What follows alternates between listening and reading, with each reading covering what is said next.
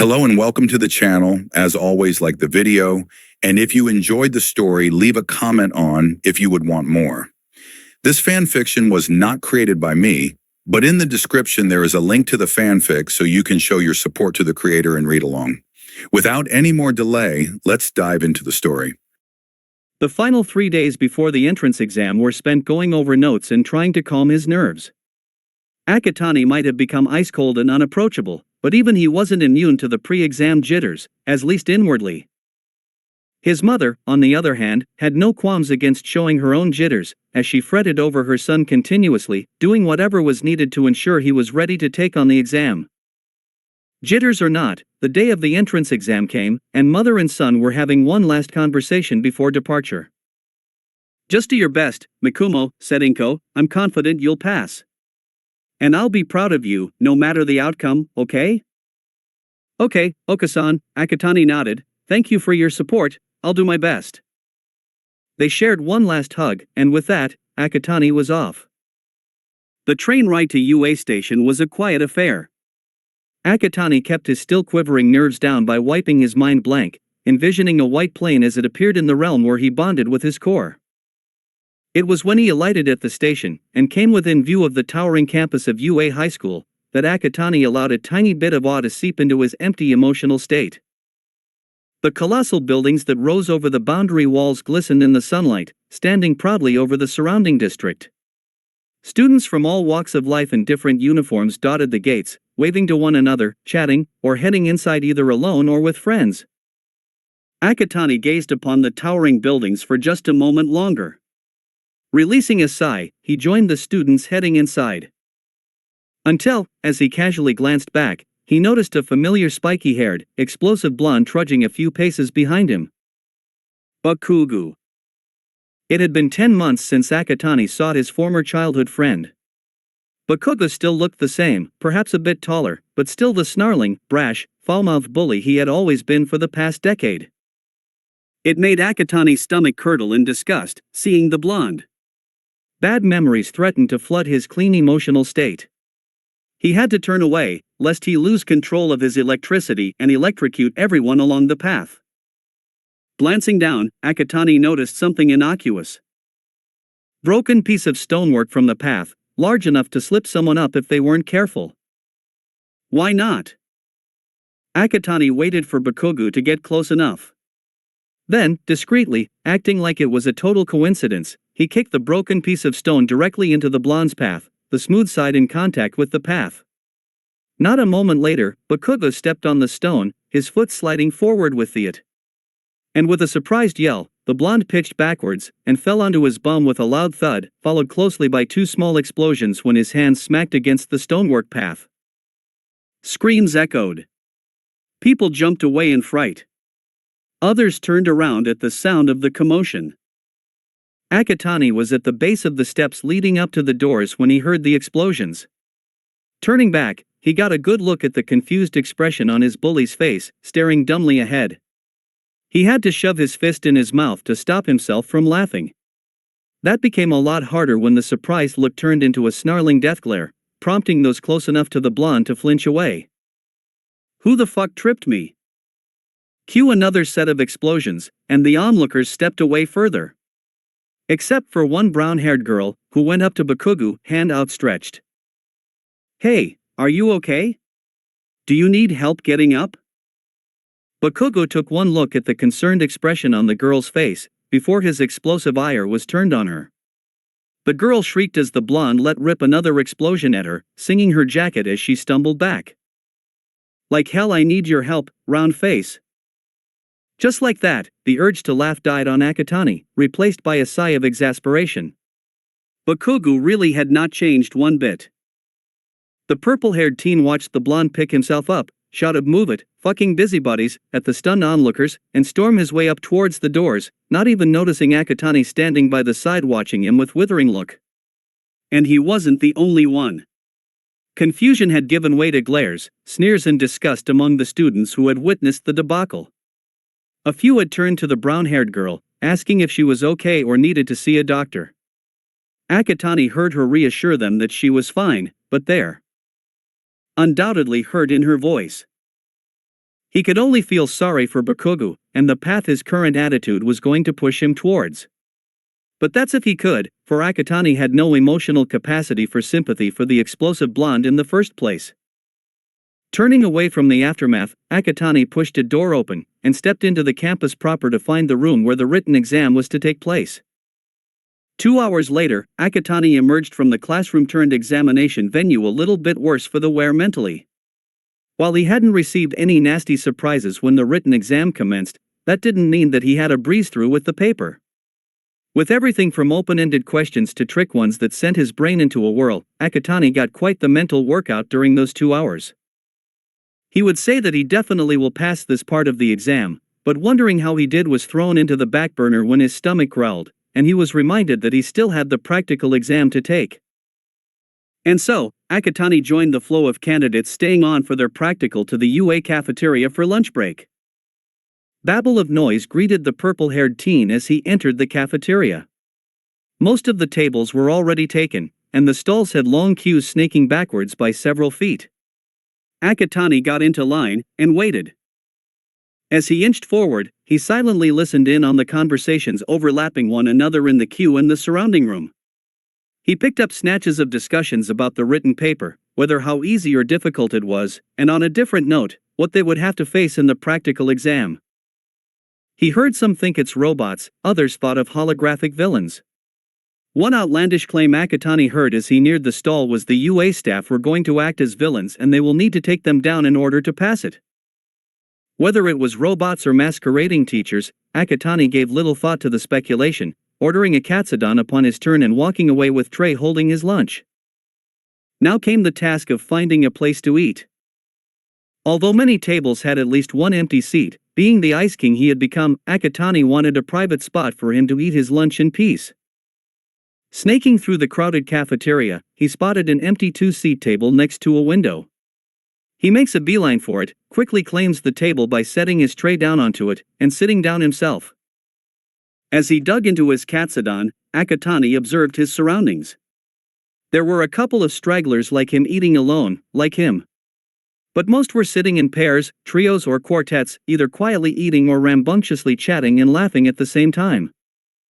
Akatani never knew what it must have felt like to eat with friends, something he could thank Bakugo for.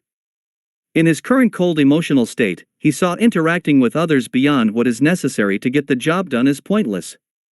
It was tiresome, sapping away at one's energy to find the right things to say and keep a conversation going, and to avoid stepping on an awkward landmine. Yeah, he'd rather be alone.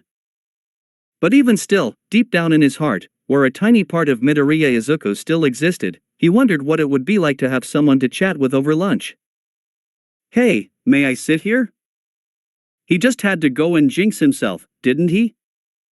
Akatani glanced at the person who had just approached his table. It was a teenage boy, slightly taller than him at full height. He had a head of short blonde hair with a tint of orange mixed in, with a black streak that resembled a bolt of lightning running across his left side fringe.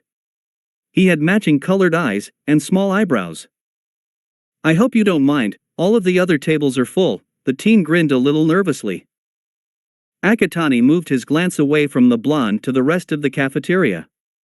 There were some tables that had one seat empty, but most were full. Now, Akatani might have turned into a frosty Ice King, but he still had manners. He wasn't going to stoop down to Bakugo's level and tell the blonde to shove off. Sure. Akatani figured that as long as the blonde didn't try to initiate a conversation with him, things will be just peachy. So, you here for the heroics practical too? No such luck. Pausing mid-chew, Akatani glanced at the blonde teen across from him, waiting expectantly for an answer. Not much of a talker, aren't you? Akatani raised an eyebrow, feeling the first vestiges of irritation settle in his stomach. Anyway, I'm Kaminari Denki, by the way, the teen introduced himself. What's your name? Here, Akatani spoke. Why do you want to know? Surprised by the cold response, Kaminari went on the defensive. Hey man, no need to chew my head off. I was just curious. Akatani was unrepentant, curiosity killed the cat. But satisfaction brought it back. Kaminari countered with a cheeky grin. Akatani felt his irritation growing. Why couldn't this Kaminari person just leave him alone? His patience wore thin with the blonde's next question. Whoa, those are some really cool scars there, how did you get them? Akatani's irritation exploded.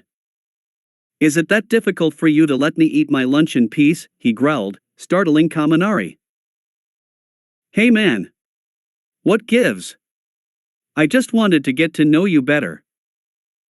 As it never occurred to you, Akatani snapped, that some people would prefer to go about their business without annoying pricks stick their noses into places where they don't fucking have any business with? Although Kaminari rightfully should have felt insulted at being called a prick, for some reason, he wasn't. In fact, it only fueled his desire to get to know this Ice King sitting across from him. But aren't you working to be a pro hero? You'll have to work with others to catch the baddies out there, you know?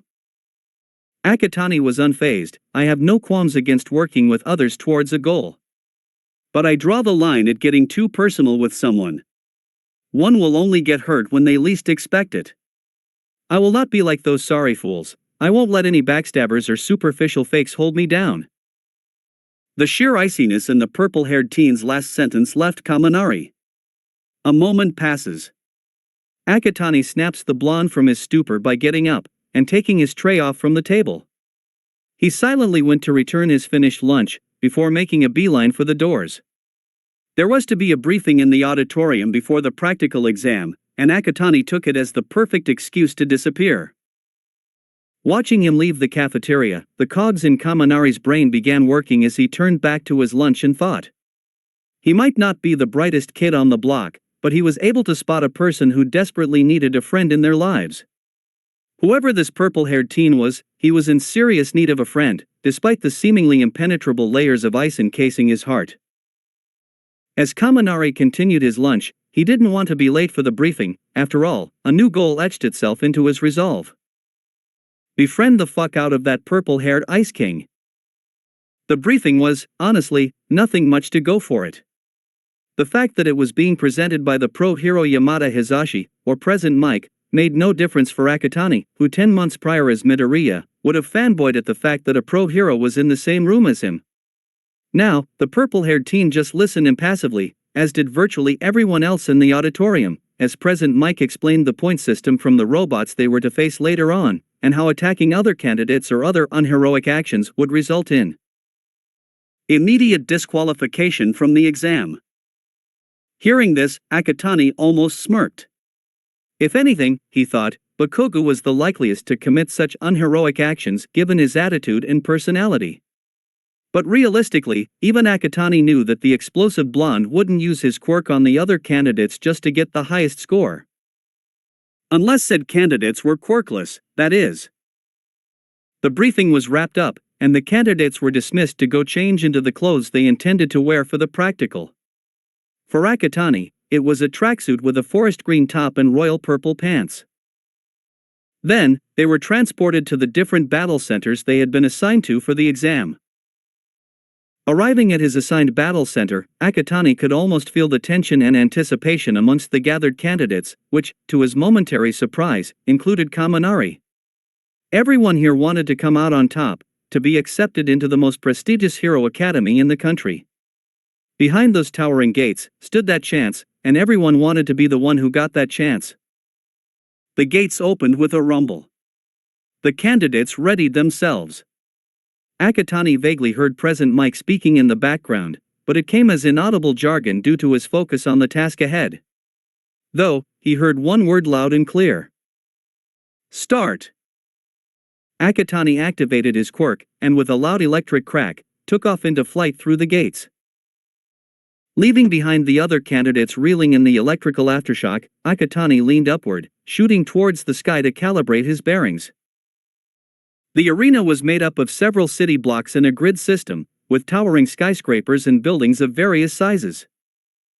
Akatani looked around. I've got to find a cluster of robots together. I don't know how long I have until the others recover. Then, down below, along one of the smaller streets, he spots a group of 2 points robots, moving about aimlessly. Perfect. Akatani swooped down, channeling his electricity into a ball between his palms. As he got close enough, and the robots finally noticing his incoming form, he forced the ball apart into volatile energy in an attack he dubbed, or electric field blast. This was one of his favorites. He released the energy field at the robots, the electrical currents overriding and frying their mechanical systems, causing internal explosion. He flew away, leaving the smoldering robots to fall, earning him 10 points. By now, he can hear noises and shouts from elsewhere in the arena. The other candidates have entered the arena. He needed to step up his game. Soaring up into the air again, Akatani spotted a pair of three-pointer robots flying up towards him. Throwing his hands forward, he released a burst of high-powered, high-frequency bullets of electricity at the robots. The bullets pierced through the robots' metal bodies, tearing apart their insides. Both fell to the ground, crashing into a high-rise building and taking out the top floors with them. That was 16 points. Barely a moment later, Akatani heard something approaching him. A lone two-pointer robot was coming at him, with a deadly-looking blade aimed straight at his head. Akatani forced his electricity into his own blade, and charged at the robot. With a powerful swing, he sliced off the robot's blade, then cleaved it into two from the top down. Still sparking, the robot plummeted to the earth. Along the way, it crashed into a three-pointer that a candidate with a glowing red aura was about to take out, bumping his score to 21. The red aura guy gave him a dirty look, at which he returned with a nonchalant shrug, before shooting off. 7 more minutes. You're doing great, listeners. I need to pick things up, Akatani thought to himself. Shifting his electric blade into a whip, he shot off into another direction. Spotting a quartet of three-point robots that immediately came after him with machine gun barrels, Akatani cracked his whip at them before they could fire at him. The robots were knocked away as if they weighed nothing. They were sent careening into a nearby building, crashing through the support columns. The building caved into itself, collapsing in a cloud of dust and rubble. 33 points. Flying off to a small plaza, Akatani spotted a mix of 1-point and 2-point robots, 20 in total, gathered within the enclosed space. Touching down to the ground and hiding behind a tree, Akatani considered his next move. Ah, got it. Another one of his favorites. Dashing out from his hiding spot, Akatani crouched down.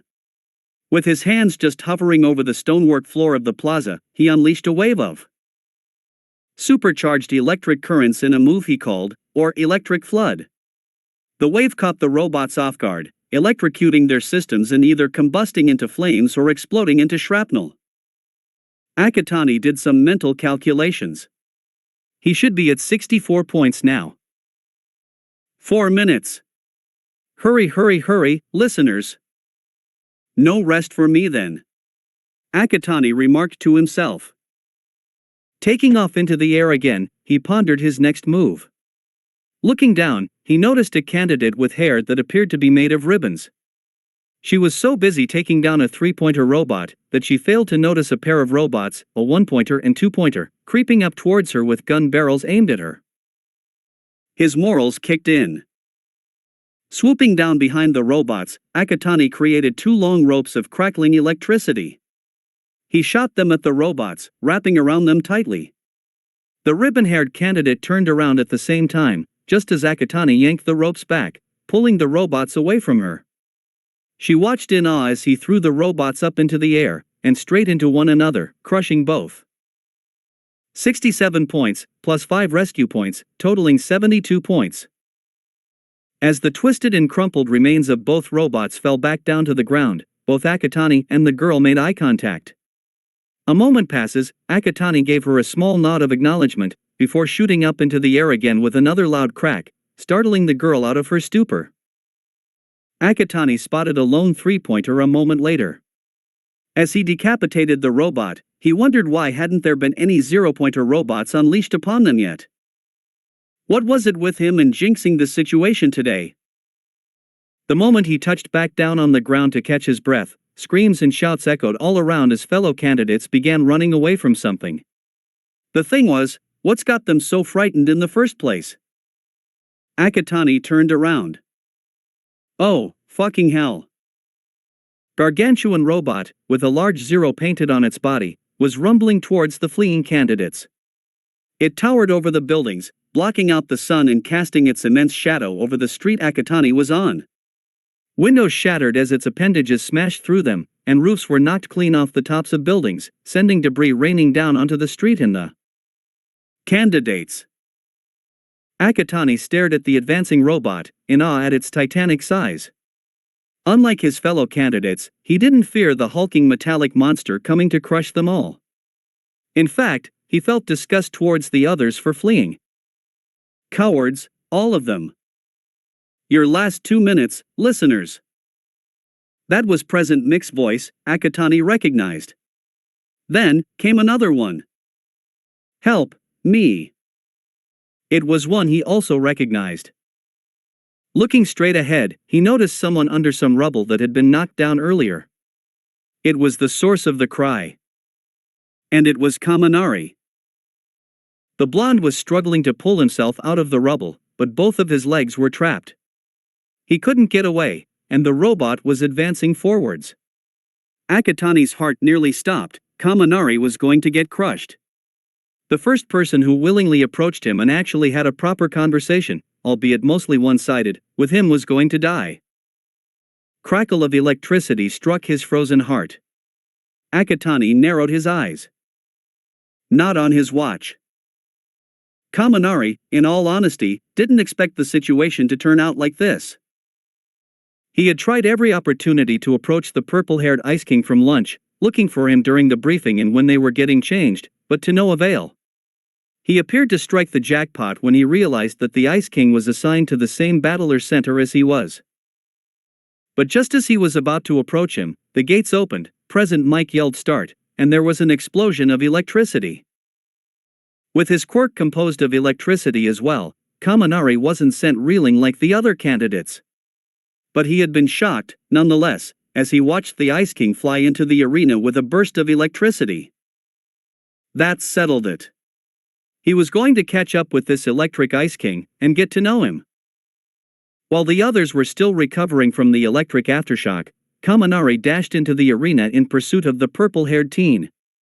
But before he could figure out where he had gone to, the robots made their presence known. Kaminari split his efforts between taking down as many robots as possible, without frying his own brain, and looking for the purple-haired teen. Many times, he would witness the latter unleashing attacks against robots, with a quirk that was similar to his own, if one were to multiply the strength and power by at least tenfold, and gave it a jade green color. But before he could get close enough to call him out, the electric Ice King would fly off to another direction, leaving behind him and smoldering, destroyed robots. This happened frequently, and despite picking up a decent score for himself, Kaminari was frustrated. He just wanted to know the guy's name, damn it. Finally, after taking down a two-pointer robot, he spotted the Ice King land a couple of paces in front. This was his chance. The first word was on his tongue. When suddenly, all hell broke loose. There was a loud rumbling noise, then followed by a loud crash. Kaminari turned around, and nearly shit his pants. Gargantuan zero-pointer robot was advancing towards them. It was destroying everything in its path, sending broken glass and debris raining down from the heavens. Kaminari forgot about his plan to call out to the Ice King, and book it like the others.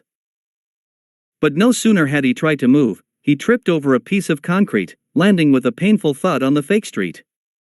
Less than a second later, something heavy fell onto his legs, exacerbating the pain he was already in.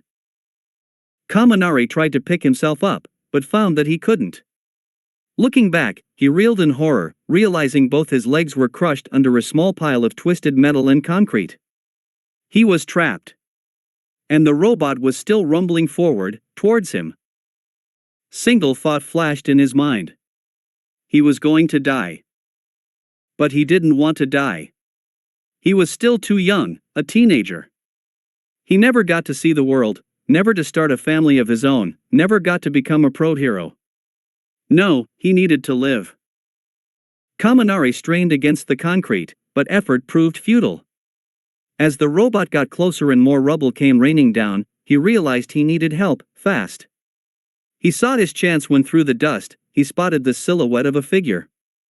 Focusing his energy, he called out desperately. "Help, me!" Akatani had one more move in his arsenal, which he purposefully did not use except for in situations like this one. The reason being was that it took out a lot of energy from him, and despite bonding with his core, he was still surviving on electricity. If he used this move more than once consecutively, it would deplete his electricity to the point that his body wouldn't be able to support itself. He could die. But death from core depletion was far from Akatani's train of thought. He only thought of saving Kaminari. Akatani raised his hands, and through his will, starting absorbing any and all kinds of electrical energy from the surroundings. The sky above the arena actually appeared to distort, as static electricity was pulled from the clouds.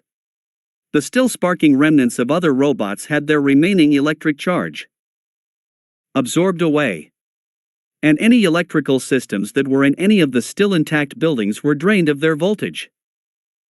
Akatani made sure not to drain any electricity from the other candidates if they had any. He was a cold ice king, not a heartless villain who preyed on the souls of innocents. And besides, with this much electrical energy coming from the arena, he didn't need any human sources to pull this move off. Move he dubbed, or God of Lightning, Final Burst. As electrical energy was pulled into his core, his form began to glow, as did his scars with a jade green color. He was ready.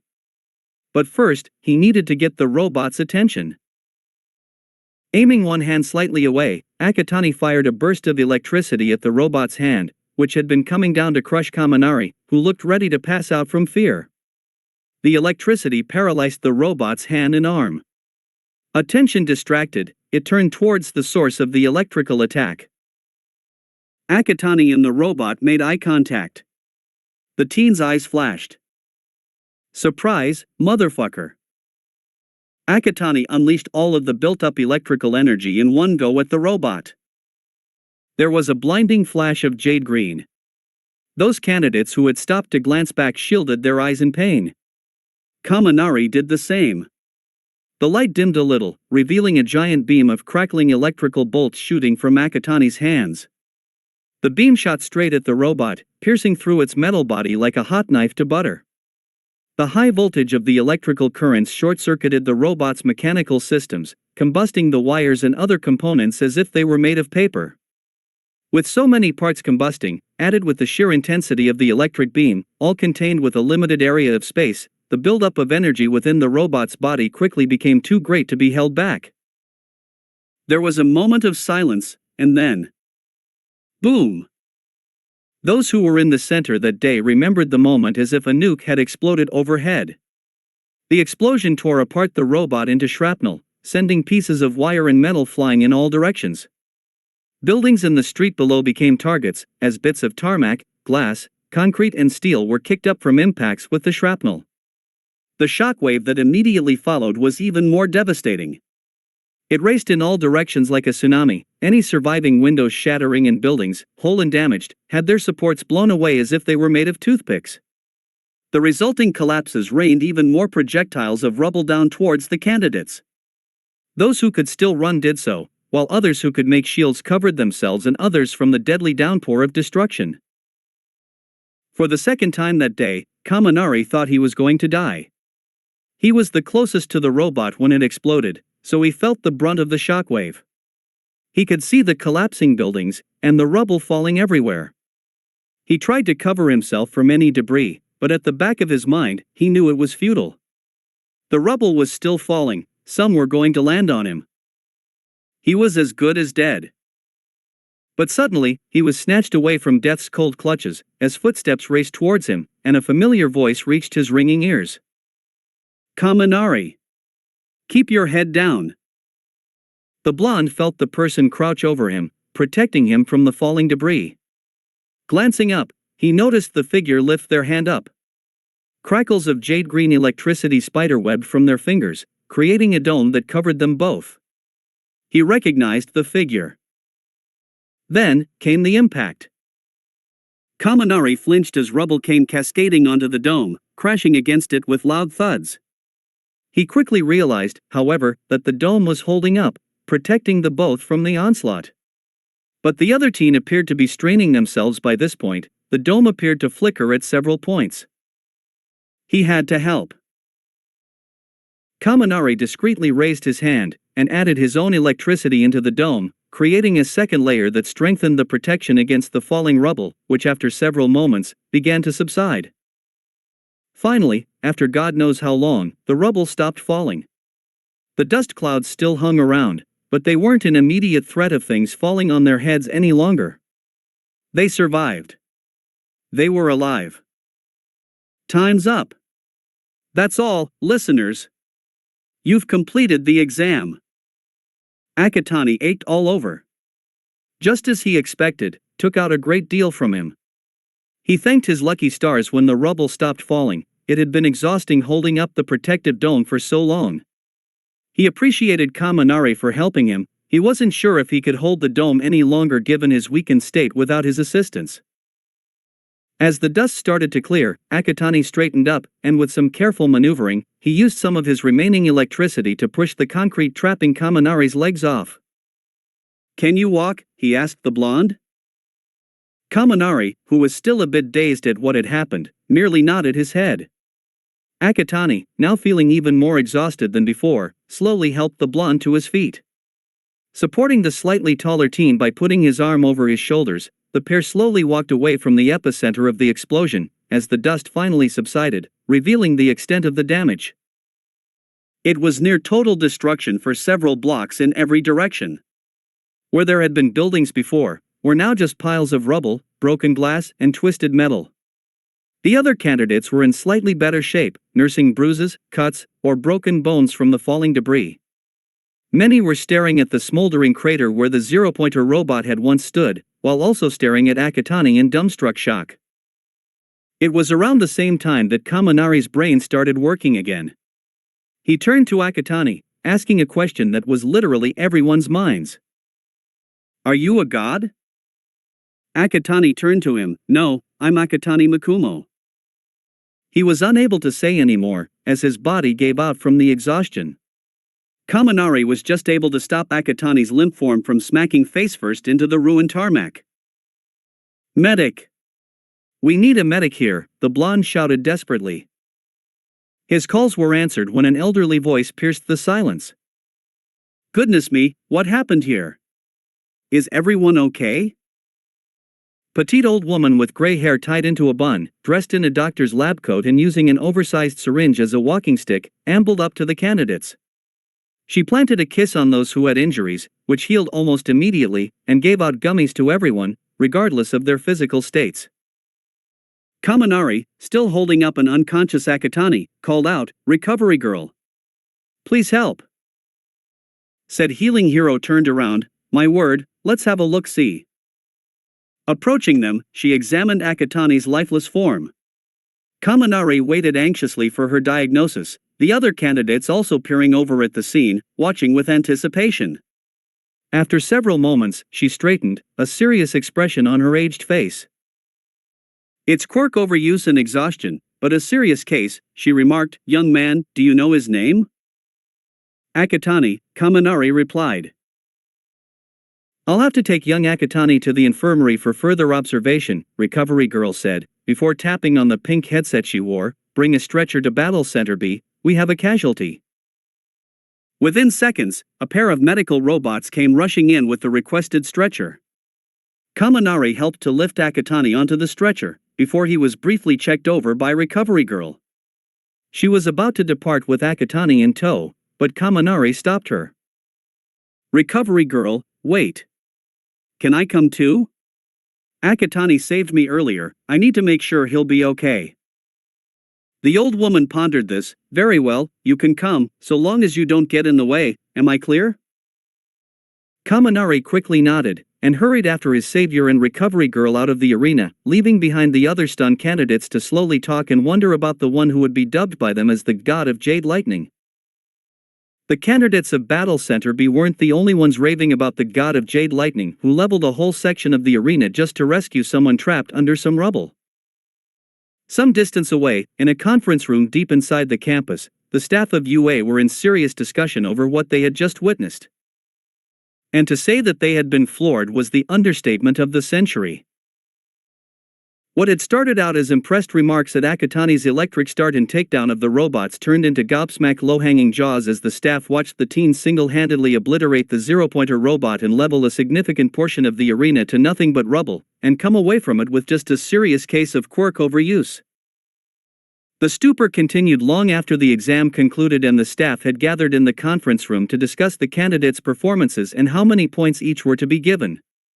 Nobody said anything as Akatani's exam footage was replayed on a holographic screen, much too stunned to even utter a word as they watched the purple-haired teen take down robots as if they were nothing, and concluding with his destructive finale in rescuing Kaminari Denki. For several moments after the video ending, silence ensued. Only broken by the odd words of the 18-plus only hero, Midnight, and modern hero art history teacher, Kayama Namiri, who echoed the thoughts of those who witnessed the event firsthand at Battle Center B. Is the kid a god? Even if no one said anything in direct response, that was the general consensus of the gathered staff. The only ones who didn't seem blown away by Akatani's performance was the school principal, a humanoid hybrid animal, what kind is still a mystery to this day, by the name Nizu, who sported a thoughtful expression, and homeroom teacher of Class 1A, the underground pro-hero eraserhead, Aizawa Shoyuta, who seemed nonchalant with what he saw. Akatani-kun's quirk is certainly unprecedented in its versatility and power, modern literature teacher Ishiyama Ken, also known as Cementos, remarked, and judging from how coordinated and steady he unleashes his attacks are, I'd say he's very much in tune with his quirk. No kidding. Present Mike excitedly cut in, but that explosion at the end though. I could hear and see it from the observation tower. If he really planned to pull it off, he might be really a god. Yet Akatani-kun collapsed at the end. 1B homeroom teacher Vlad King, or Kansekijiru, commented, the final attack must have consumed a lot of his power, which shows that it is not limitless. Still, Snipe added, y'all gotta admit the kid's hella godlike. That explosion should have killed him, but all he got away with was a serious case of quirk overuse. But there is an issue there, Ectoplasm noted, while rescuing another candidate is certainly displaying heroic qualities, causing such extensive collateral damage will be devastating in a real-life setting. I think it's even a miracle no one else was severely injured or killed in that explosion. For the first time, Principal Nizu spoke. While that is true, I think with the right guidance and training, young Akatani would be able to control the power of his quirk much more efficiently. Then he addressed the room as a whole. Why don't we all take a 5-minute break to stretch our legs before we tally his score? Murmurs of agreement came from all sides, followed by chairs moving. Nizu waited for his staff to leave the conference room to do whatever they wished for the next 5 minutes, before turning to the other person who didn't get up with the others. This person was a bony figure, clad in a yellow suit that seemed almost too big and baggy for his skeletal form, and rather scraggy blonde hair and shadowed eyes. What do you think, Toshinori? Toshinori had a thoughtful look. He certainly has potential, but he already has a powerful quirk. I fear that if he were to take on One for All, his body will be unable to maintain the power of both quirks. Nizu drummed his paws together. Do you have any alternatives? There's young Mirio, Toshinori replied. At the moment, he is the likeliest candidate. Few moments of silence follow, save for Nizu taking a sip of tea. Putting down the cup, he continued. Toshinori, I am concerned for you, he said. The reason I hired you was to protect you from the media getting wind of your limited time as All Might. Things will only get complicated if you don't decide on your successor soon. The man in question sighed. I know, Nizu, I know. Meanwhile, somewhere else in the UA campus, Kaminari was in the infirmary, keeping vigil over a still unconscious Akatani, now lying on a bed being monitored by Recovery Girl. In all honesty, Kaminari felt a bit surreal gazing upon the lifeless, almost vulnerable form of his savior, when not just an hour prior, said savior had decimated a massive robot and a good portion of a fake city just to save him from an early death. Furthermore, that, and the peaceful look on the teen's face stood in stark contrast to the cold, angry Ice King that sat across from him in the cafeteria. Akatani could have just joined the others' candidates in running away, leaving him to get crushed by the zero-pointer. But he didn't, and it both intrigued and confused the electric quirk user. Kaminari wondered what was going through Akatani's mind at the cafeteria and during the practical. The purple-haired teen was an enigma, a contradiction to his own actions. He was curious about the latter's background and history. Obviously, something must have happened to shape Akatani into the Ice King he was now. But Kaminari had no clue. And that became another reason for him to befriend the purple-haired Ice King. Kaminari wanted to understand Akatani's thought processes, while thawing the latter's frozen heart with friendship. Kaminari momentarily moved his eyes away from his unconscious savior towards Recovery Girl. She had previously been on the phone with someone whom he believed to be Akatani's mother, and was now leafing through a clipboard while occasionally glancing at the purple-haired teen. That was the status quo for an amount of time for which Kaminari didn't bother to check, only broken when the infirmary door opened, and in stepped a petite woman with forest green hair tied in a ponytail. "Please pardon my intrusion." Recovery Girl looked up from her papers. "Ah, are you Akatani-san?" "Yes, I am," Inko replied, closing the door behind her. "You must be Recovery Girl." Indeed, the healing pro-hero got to her feet, bowing respectfully. "How's my son?" Inko asked after returning the bow. "He's stable," Recovery Girl replied. "He hasn't woken up yet. A serious case of quirk overuse if I say so myself."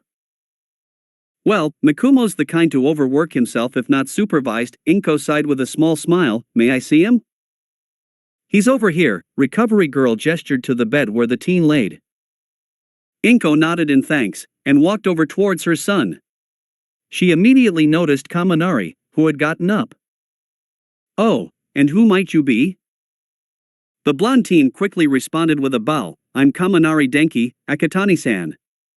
I was in the same battle center as your son." "How did you two get acquainted?" asked Inko. "We shared a table at lunch," Kaminari replied, "and he saved me during the practical exam." Inko's eyebrows rose. "Saved you? Tell me, what happened?" Kaminari was in the midst of giving Inko a rather detailed breakdown of what transpired during the practical, when Akatani's eyelids flickered. His following grimace got everyone's attention, as he tried to sit up and fell back onto the mattress in pain. "God, someone kill me please." "Big mood, man," Kaminari remarked. "Then again, you look like death warmed over." Akatani deadpanned at the cheeky blonde, ready to counter with a biting remark when he felt his mother's presence beside him. "How are you feeling, dear?" "Like a truck ran over me," Akatani groaned. "How did I get here?" "You passed out at the battle center," Recovery Girl came forth. "Your friends supported you until a stretcher could be brought over." Akatani blinked at the word friend, before glancing over to Kaminari, who grinned and waved back. "How long has it been?" the purple-haired teen asked, glancing back to Recovery Girl. "Just more than an hour," she replied. "For such a serious case of quirk overuse, you regained consciousness fairly quickly. From what I was told, you used a lot of energy saving your friend. I expected you to be out for several more hours at least, given the nature of your quirk." "I expected that," Akatani commented. "That's why I toned down the power output for that move. Any more than that and I would have depleted my electrical core completely." Recovery Girl nodded without further comment, while the opposite could be said for Kaminari, who appeared to have come to a horrifying realization. "Well, given that you're awake now and functioning normally," she continued, "I should be able to discharge after I cover a few things with your mother first." She turned to Inko. "Akatani-san, if you don't mind?" "Not at all," the forest green-haired woman dismissed quickly, pulling away from her son's bedside to follow the healing quirk heroine to her desk. Left to their own devices, Kaminari turned to Akatani. "Dude, what happens when your electrical supply runs out?" "Runs out?" Akatani raised an eyebrow as if it was obvious. "If my core depletes, I'll die." Having his earlier guess confirmed only short-circuited Kaminari's comprehension, made worse by the purple-haired teen's nonchalant tone. His jaw fell open. Akatani grimaces. "Kaminari, please close your mouth. Showing me the beginning of your esophagus isn't the most pleasant sight." Either the blonde ignored him, or most likely, was too shocked from the bombshell dropped into his brain to comply. Akatani sighed. With a low groan of pain, he reached forward and manually closed Kaminari's jaw. He laid back down against the pillow, with a slightly exasperated look. "Why are you looking like as if I told you memes were all a lie?" While he was slightly miffed at the insinuation of what keeps him going was nothing but lies, Kaminari was still too shell-shocked to do anything other than reply directly to Akatani's question. "That's fucking insane, man," he breathed. "Are you, like, running on electricity or something?" Akatani shrugged. "I suppose I am." This did nothing to erase Kaminari's floored look. "What the heck happened to you? Did you get struck by lightning and somehow gained your quirk that way?" At this point, Akatani saw no other way around this conversation other than to spill the beans. "Technically, I was struck by lightning. Died. Struck again. Revived. And then gained my quirk." Silence followed. Kaminari stood frozen, jaw falling open again to accompany his wide eyes. Then, the silence was broken by a crackle of electricity flashing over the blonde's head, followed by another, and then another. Akatani watched, with merely a raised eyebrow, as Kaminari appeared to literally short-circuit before his eyes, and crumple to the floor, still crackling with electricity. Glancing down at his downpier, Akatani called out in monotone, "Recovery girl, we've got a casualty here." After reviving Kaminari and giving Akatani one last check-over, the healing quirk heroine deemed them fit enough to be discharged. Leaving the infirmary behind, Kaminari stopped Akatani before they went on their separate ways. "You got a phone?" Akatani became slightly wary. "Yes, why?" "We should swap numbers, obviously." Kaminari replied. "Why?" "Hey, it's not every day that two people survive an exploding robot as a city crumbles to rubble around them while protecting each other. If that doesn't move us to phone number buddies, I don't know what would." Kaminari explained enthusiastically. Akatani's wariness did not abate. He was suspicious of people trying to get in too close to his personal bubble, thanks to a variety of reasons already mentioned. But, at the same time, he did save Kaminari when he could have run away from the zero-pointer robot, and Kaminari did stay by his side in the infirmary when he could have gone home. In a way, the electric blonde was right. The robot forged the first vestiges of some kind of bond between the both of them. Perhaps, putting up with Kaminari's presence may not be so bad. Okay. Kaminari's resulting smile appeared to light up the hallway. Akatani fished out his phone, unlocked it, and passed it to the blonde. Several electronic pings later, both numbers were shared and safely stored in each other's phone. "Well, I got to get going. Your mom must be waiting for you too. We should catch up sometime, yeah?" This time, there was no hesitation on Akatani's part. He'd already swapped numbers, so no going back now, sure. Kaminari beamed, and with one final wave, dashed off down the hallway for the gates. Akatani, now alone, released a sigh, before making his way down the hallway himself, catching up with his mother for the journey home. Week passes while the scores are tallied up and the final decisions of who is to be accepted and the rest rejected are made. In the meantime, Akatani continued his routine of building up his quirk, exercising and hero analysis. Despite not yet been accepted into UA, he also delved into the first-year curriculum to get a head start once school started. In between all this, Akatani maintained daily contact with Kaminari, through text messages and calls. To his surprise, he found that he rather enjoyed chatting with the electric blonde.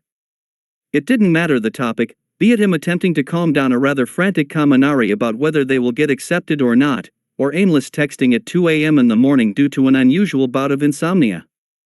There was something about hearing the perky blonde's voice or reading the emoji-riddled text messages he sent regularly that made the ice-cold Akatani feel a gentle wave of warmth. It was so unfamiliar, yet not unpleasant at the same time. Akatani thought to himself, was this what it was like to have a friend? Could he consider Kaminari a friend? Maybe. The concept of friendship was a thorny one for Akatani, given his history. Yet Kaminari was an outlier, someone he didn't expect. He had wormed his way into his heart and stayed there, refusing to be expelled by icy cold. The upbeat voice, the bright disposition and happy-go-lucky aura spread a warmth that thawed a thin layer of ice around his heart. And he welcomed it.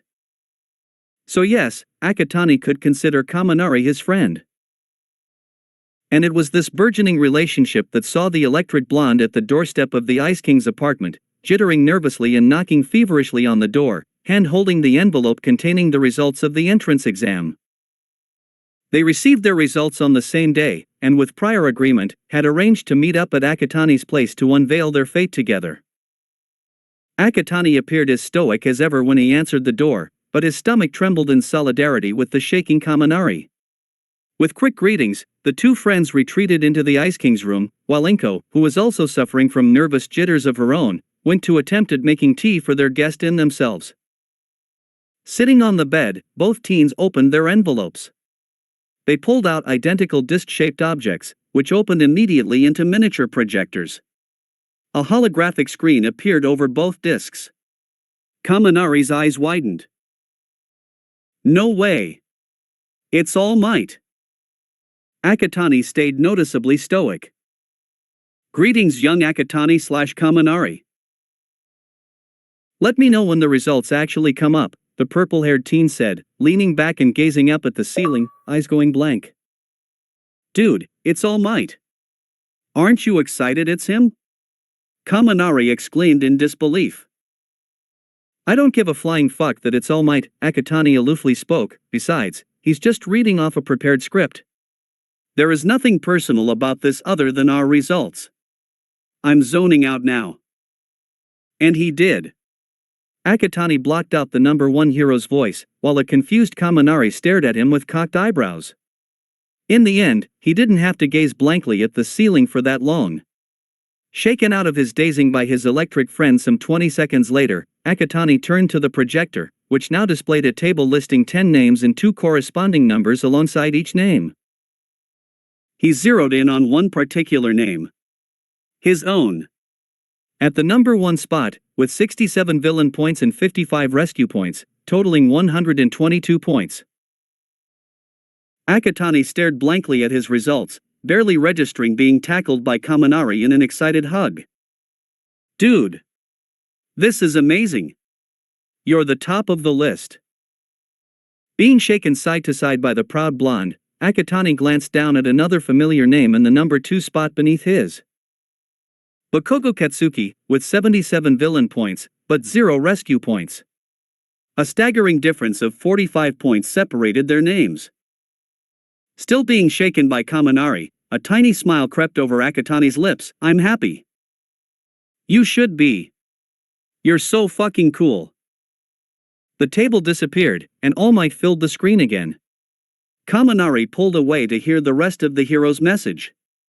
There was a slight deviation where All Might commented about Kaminari not getting into the top 10 and congratulated Akatani for getting number 1, but the two messages quickly returned into synchronized wording, which left Akatani's tiny grin to grow just a bit wider. Young Akatani/Kaminari, you passed the entrance exam. So now it begins. Holographic All Might stretched out a hand towards both teens. Come, this is your Hero Academia. Akatani found himself tackled again in an overjoyed hug. We did it, Akatani. We're both getting into UA's heroics course. Amidst Kaminari's whoops and cheers, the purple-haired teen muttered. Yes, we are. And everyone better fucking watch out, because we're turning this shitshow upside down, went unspoken, but nonetheless said in a glimmer in his jade-colored eyes. The first day of the school term dawned upon Akatani through the smooth passage of time, as he was rudely awakened from his slumber by his alarm clock blaring its unholy racket in the otherwise silent bedroom. Grabbing the infernal object and throwing it across the room, which destroyed the damn thing, thank heavens, Akatani groaned. He slowly sat up, blinking wearily for a moment to get his sleep-addled brain working for the new day. Letting out a loud yawn, Akatani climbed out of bed, and shuffled sluggishly over to the bathroom. Behind the closed door, several noises could be heard. The toilet flushing, and the tap running. Then there was silence, then a zap, followed by a sharp yelp. It opened, and out stepped Akatani, idly nursing his wrist where a small welt had begun to form. Now completely awake, he went to help his mother make breakfast. After breakfast, Akatani returned to the bathroom to brush his teeth. He then retreated back into his bedroom to get ready for school. He had hung up his new uniform, a set consisting of a gray blazer with forest green stripes on the sleeves and lapels, and matching shoulder straps, white dress shirt, red tie, and forest green pants of the previous night in preparation for today. Gazing upon it for a brief second, Akatani took the set down from the rack. Changing out of his pajamas and tossing them into a nearby wash basket, he put his uniform on piece by piece, finishing off with his tie, which after countless practice, he managed to do it right. Grabbing his yellow backpack, Akatani exited his room, heading for the front door, where his mother awaited. "You've got this, Mikumo," said Inko, taking her son's hands into hers. "Always know that I'm proud of you, of what you have accomplished now, and what you will achieve in the future." "Thanks, Mom," Akatani replied. "Well then, I'm going."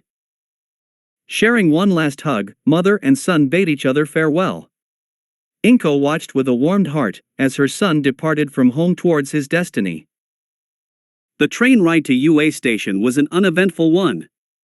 A faceless soul amidst the bustling morning rush hour crowds, Akatani was a single twig pushed along by.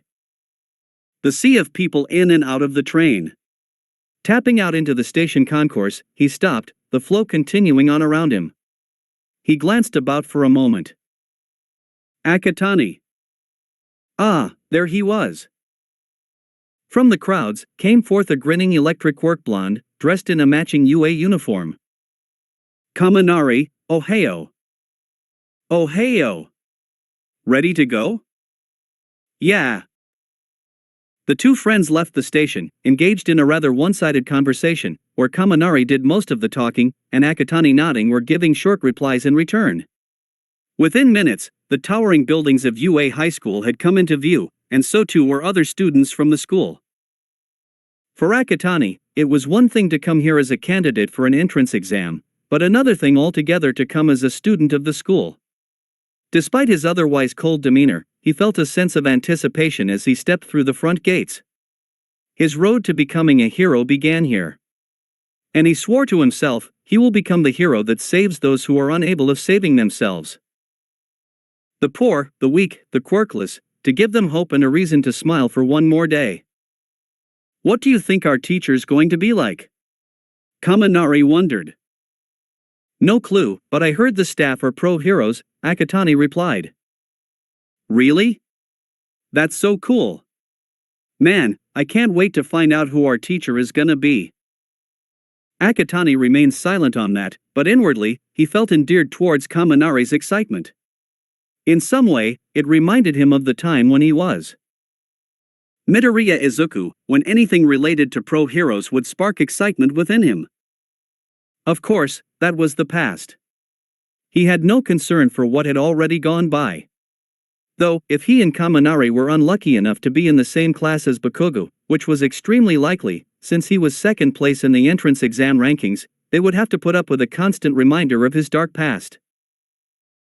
And judging from the loud shouts coming from within the classroom that was their assigned class, 1A, Bakugo was indeed a part of their class, and already antagonizing their classmates. "What's up with the racket?" Kaminari remarked. Again, Akatani remained noticeably silent as he slid the door open. His gaze immediately zeroed in on two figures creating the argument. His heart inwardly sank.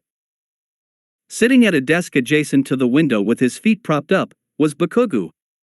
His opponent in this verbal spar was a tall, muscular lad with an undercut and spectacles, who appeared to be liberal with the use of arm movements and gestures in a manner that reminded Akatani of a robot.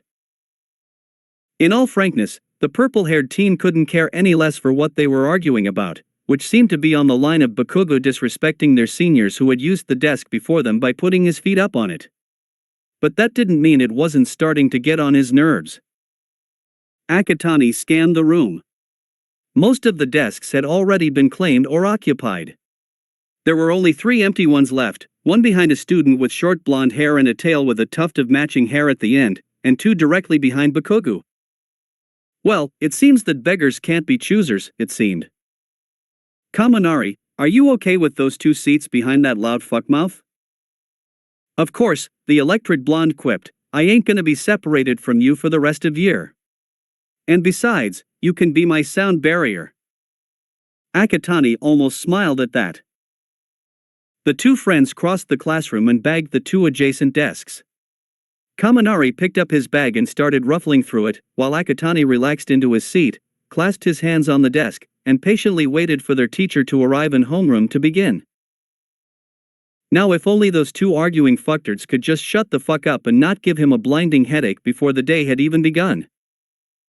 Akatani felt his annoyance steadily climb the longer the bickering duo in front of him continued their nonsense, which showed no sign of abating.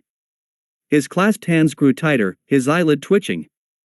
Several tick marks appeared over his head as his patience finally wore thin and snapped.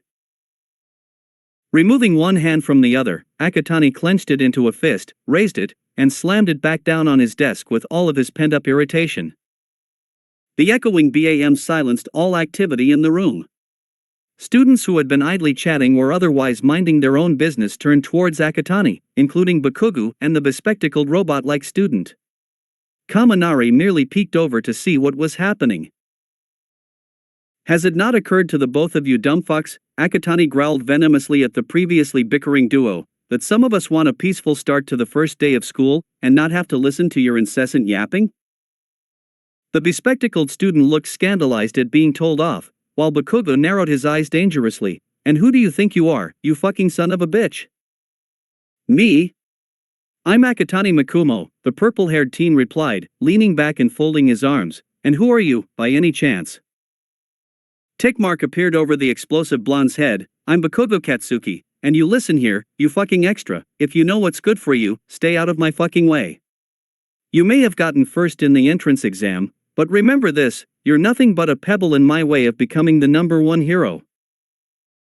Really? Akatani raised an unimpressed eyebrow. That's rich, coming from someone who just oozes with superiority complex and got his ass handed to him by a pebble prior to the entrance exam, and got 0 rescue points. Bakugo's eyes widened marginally at the embarrassing memory. A literal growl escaped his clenched jaws, small explosions bursting from his palms. What the fuck did you just say? I was there, right place right time, Akatani shrugged. And you? The #1 hero? Don't make me laugh. What kind of hero explodes at someone who just wants to help you up? That got the watching onlookers whispering, while the person in question, who was sitting at the opposite side of the room, blushed slightly at being indirectly mentioned. Listen Bakaho, Akatani continued, leaving no room for interruption. I may not know you very well, but just witnessing those small moments already speaks wonders about your atrocious attitude and disgusting personality. How you intend to become a hero, I don't know. But people are not going to take nicely to a hero who is arrogant and antagonizes those who just want to help. In fact, Akatani paused in mock thinking, a look of pure condescension blooming over his face as he returned to Bakugo, who looked ready to explode. I think someone like you is more suited to become the #1 villain. After all, you appear to be a petty, tantrum-throwing, hate-filled son of a whore who acts high and mighty to cover his own cowardice and weakness. Absolute silence followed his cold vitriol. Even Bakugo appeared stupefied at the level of icy malice the attack against his character carried. The silence lasted for a beat or two, broken by Kaminari's sudden commentary. Sheesh man, like I know roasted chicken is nice and all, but if you roast it too much, you'll get only burned charcoal left. It was terrible. It was unwarranted. It was nonsense. And it was what burnt through the final bit of fuse on what was Bakugo's explosive ire. The explosions in his palms grew exponentially, as he shot up from his seat, knocking his chair backwards. I will fucking kill you, you motherfucking son of a dash. Bakugo lunged for Akatani, who merely sat still with his unimpressive, condescending stare. He didn't need to worry, having spotted someone enter the room during the middle of his verbal takedown, whose scarf, or is it bandages, had risen up from their shoulders, and swooped towards Bakugo at remarkable speed. The raging blonde suddenly found himself restrained by the scarf, bandages, the explosions cutting off in the same instant. First day of the year, and I already have to deal with problem children. The person muttered, I'm not paid enough for this job. The scarf retracted, unceremoniously dropping Bakugo mid-leap. Akatani turned his gaze towards the owner of the scarf, just in time to see their long black hair fall to their shoulders and their eyes to lose their red glow. The person had a rather unkempt appearance, and looked like they needed vast amounts of sleep. On the bright side, I've now got everyone's attention, at least. The person, a man, Akatani observed, sighed, ruffling through a pocket for something. He fished out a small bottle of what appeared to be eye drops, applied a bit to both eyes, blinked, before putting the bottle away. He addressed the class, "I'm your homeroom teacher, Aizawa Shoyuta. Pleasure to meet you all." Sheesh, he doesn't sound pleased to be here at all, that's for sure, Kaminari inwardly remarked.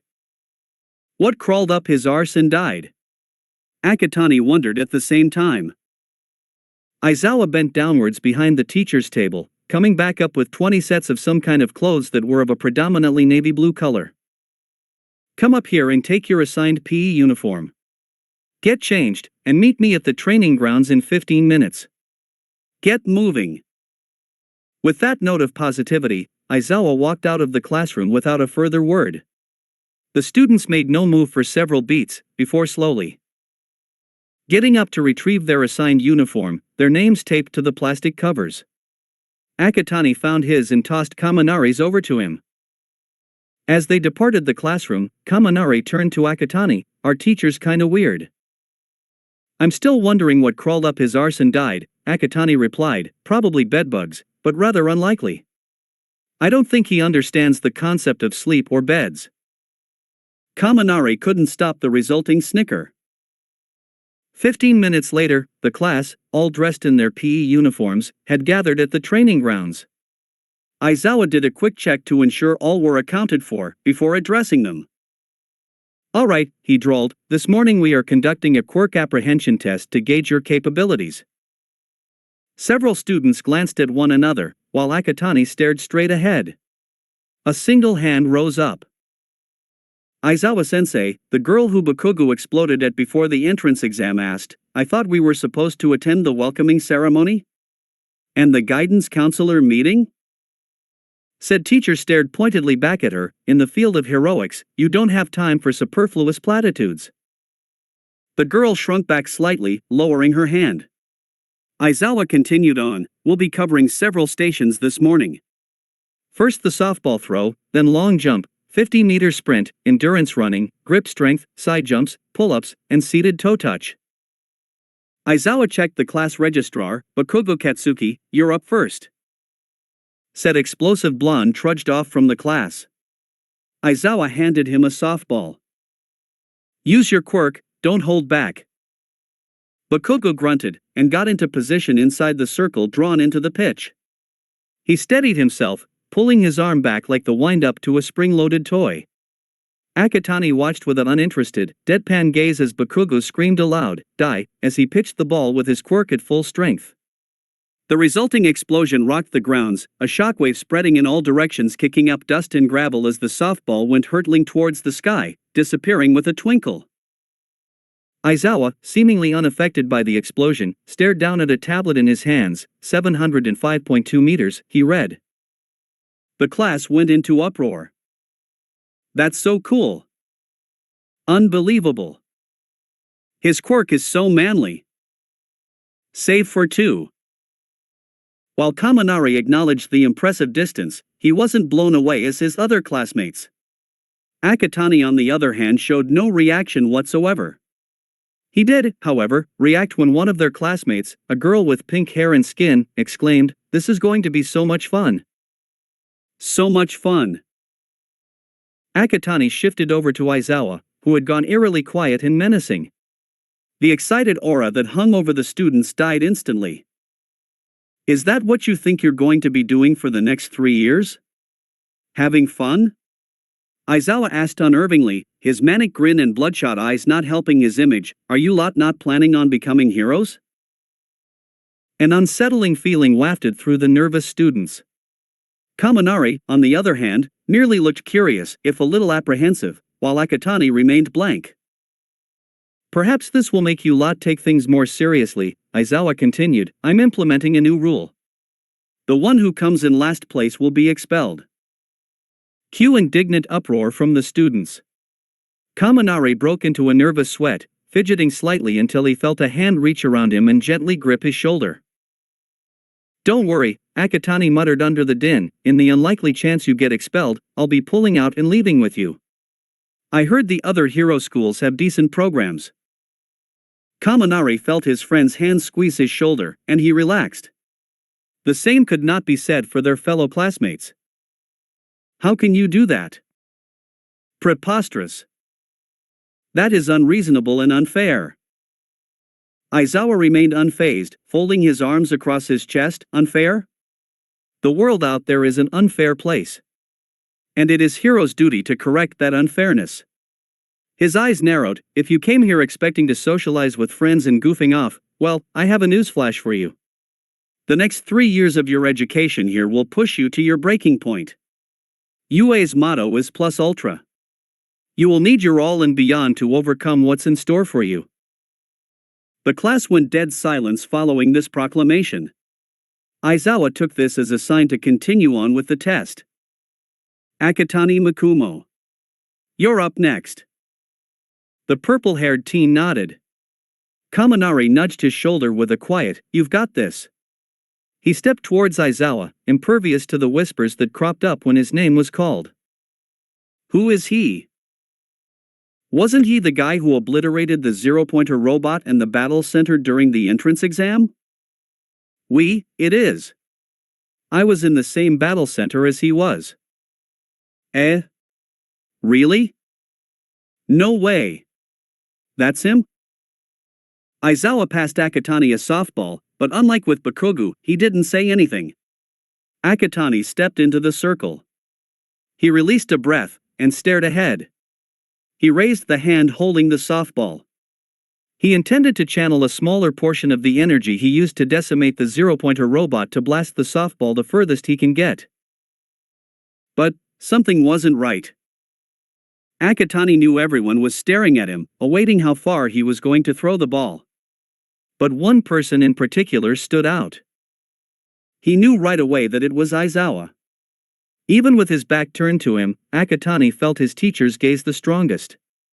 He paused. He knew something would happen if he tried to channel his power and blast the ball, and it would be courtesy of Aizawa. Now what was it that connected him to this? Ah. That's right. He remembered now. Akatani frowned.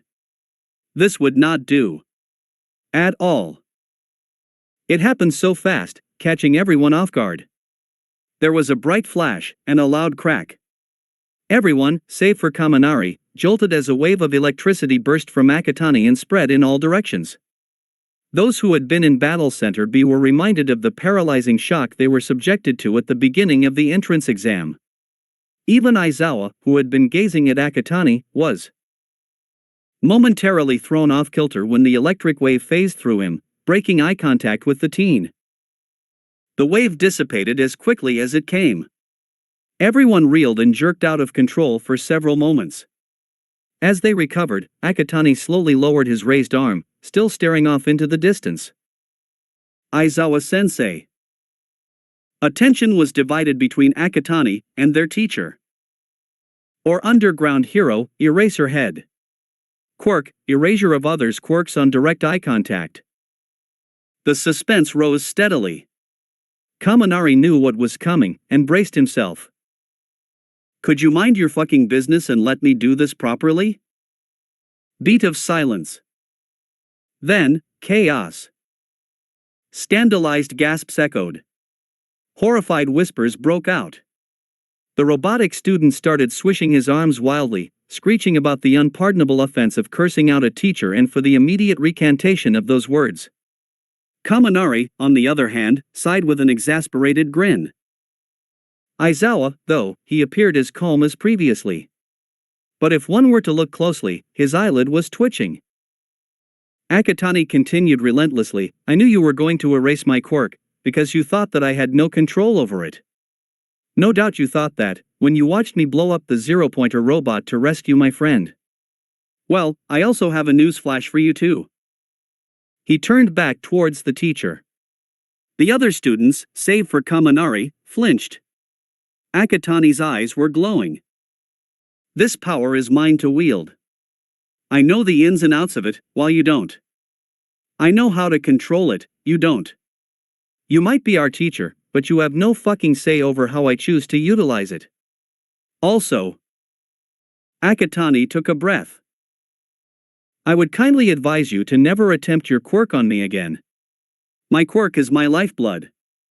It is the reason my heart is still beating. It is the reason why the blood still flows through my veins. It is the reason why I can still function as a human being. So, Aizawa-sensei. The teen's eyes flashed dangerously. Unless you wish to have a dead body on your hands, I would suggest that you leave me the fuck alone, and let me do my thing. The entire class held their breaths. A few admired Akatani for having the balls to cuss out a teacher like that. Some were horrified at the possibility of having such a powerful, yet vulnerable quirk. Some expected an all-out battle to take place between their teacher and Akatani. Others, like the robot-like student, expected Aizawa to expel Akatani on the spot. They were all surprised, and rightfully confused, when Aizawa merely nodded in acknowledgement. "Carry on," he said, stepping backwards. Akatani turned away, facing towards the distance again. He raised his hand holding the softball towards the sky. He concentrated, channeling his energy towards his palm. The visible Lichtenberg scars running up his arm began to glow, as crackles of jade-green electricity ran wildly up and down the appendage. The growing energy engulfed the softball, and it vibrated rapidly in his grip, as if wanting to escape. Akatani let his power rise a little more, and at the right intensity, he released. With an even louder crack, the softball shot out from the teen's palm like a bullet leaving the barrel of a gun. Some jumped at the sound, others watched with jaw-dropping awe as they watched the ball fly towards the heavens in a beam of electrical energy. Like Bakugo's ball, it too went so far that it eventually disappeared from sight, but the real surprise came when Aizawa announced Akatani's score. He didn't say any numbers, just one word, orbit. Another beat of silence. "Wait, so you're saying," a student with spiked-up ruby red hair chimed in. "Akatani shot the ball so far out that it's now orbiting the Earth?" Aizawa simply said, "Yes." Another beat of silence. Then, chaos. "Holy fuck! He really did that? That's so badass." Akatani paid the admiration no mind whatsoever. He did, however, pay attention to Bakugo's reaction. And he was not disappointed. The explosive blonde was in a state of total disbelief, torn between denial and shock. He was trembling all over, no doubt from his volatile rage rising to the surface. Akatani could only guess how much his record had damaged his former bully's ego and pride, and he knew he had dealt a really heavy blow. Well, time to add the cherry on the top, then? Akatani made sure he made eye contact with Bakugo, and as naturally as he could with his Ice King persona, he huffed condescendingly at him, before stepping out of the circle back to stand with his classmates. The resulting explosion was dramatic, but not unexpected. "You think you're better than me, you piece of shit? I'll fucking murder you." Once again, Akatani had nothing to worry about the incoming fireball that was Bakugo, having spotted Aizawa activating his capture weapon, his scarf, or bandages, long before anyone else did. Bakugo found himself once again ensnared by the weapon, his quirk erased. "You are really starting to get on my nerves, Bakugo," Aizawa warned. "This is the second time I had to use my quirk on you, which I can guarantee is not fun for me." He released his capture weapon, unceremoniously dropping Bakugo onto the pitch. "If I have used it one more time on you, you will be out of UA before you can say hero course, am I clear?"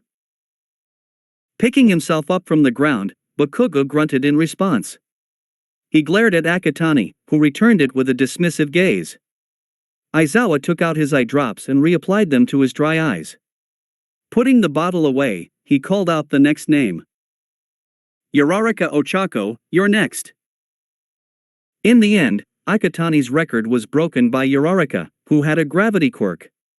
She launched the ball so far into the galaxy that her score was an unbeatable infinity. Nonetheless, he was satisfied that he beat Bakugo in this test. Now came the rest of the assessment. Akatani thought he did a relatively decent job with the other stations. His timing in the 50-meter sprint rivaled that of the top contender of the robot-like student with engines in his legs, whose name was Ida Tenya. While he was nowhere near multi-arm Shurji Mezo's record of 540 kilograms in the grip strength test, he still marked down a reasonable weight for himself.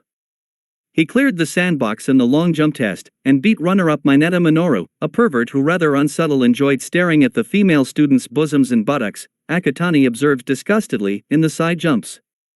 For the remaining tests, Akatani clocked in decent scores with the aid of his quirk and months of training. Finally, the assessment was over. The class, exhausted and sweaty, gathered before Aizawa, nervously milling about over who was going to be expelled from the school. "Here are the results," said their teacher, getting their attention. The eternally tired man tapped the tablet he used throughout the assessment. A holographic screen sprung up from the tablet, containing a table with a list of names. Akatani had another moment of satisfaction. He was ranked third behind Yayorozu Momo and Todoroki Shuto, and ahead of Bakugu, who ranked fourth. Akatani was sure he heard the explosive blonde growl in frustration, and rolled his eyes.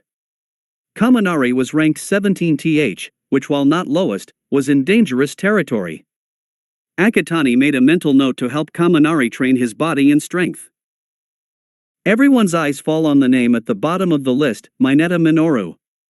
Indeed, the grapehead was shaking badly, and for good reason.